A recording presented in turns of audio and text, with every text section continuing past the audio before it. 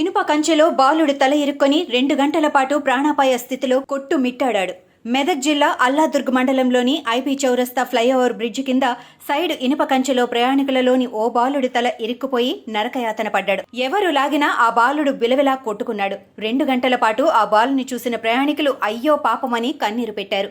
ఇనుప కంచెలో నుండి ఆ బాలుడి తలను మెల్లగా తీయటానికి ఎన్ని ప్రయత్నాలు చేసినా లాభం లేకపోయింది. చివరకు అటువైపుగా వెళ్తున్న మరికొందరు ప్రయాణికులు ఈ బాలుని చూసి చివరకు కంచెకు ఉన్న ఇనుప రాడ్డును గంటపాటు శ్రమించి కట్ చేసి బాలుని రక్షించారు. దీంతో బాలుని తల్లిదండ్రులు ఊపిరి పీల్చుకున్నారు. అల్లాదుర్గం హైవే చౌరస్తా వద్ద బస్టాప్ లేకపోవడంతో ప్రయాణికులు బ్రిడ్జి కిందనే నిల్చుంటున్నారు. హైవే రోడ్డు నిర్మించిన వారు ఈ ప్రాంతంలో బస్టాప్ నిర్మించకపోవడం విచారకరమని పలువురు అంటున్నారు. ఈ చౌరస్తా వద్ద నుండి నిత్యం వందలాది మంది ప్రయాణికులు అల్లాదుర్గం నుండి జోగిపేట, సంగారెడ్డి, హైదరాబాద్ తదితర ప్రాంతాలకు నిత్యం పోయి వస్తూ ఉంటారు. ఈ ప్రాంతంలో బస్టాండ్ నిర్మాణం లేక ప్రయాణికుల బాధలు వర్ణనాతీతంగా ఉన్నాయి. ఎండకు ఎండుతూ వర్షానికి తడుస్తూ ప్రయాణికులు రోడ్డుపైనే నిరీక్షిస్తున్నారు.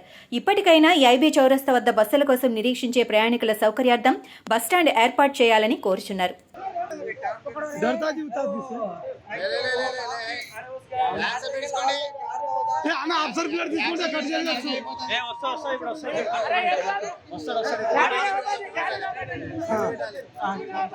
हल्लू निघाला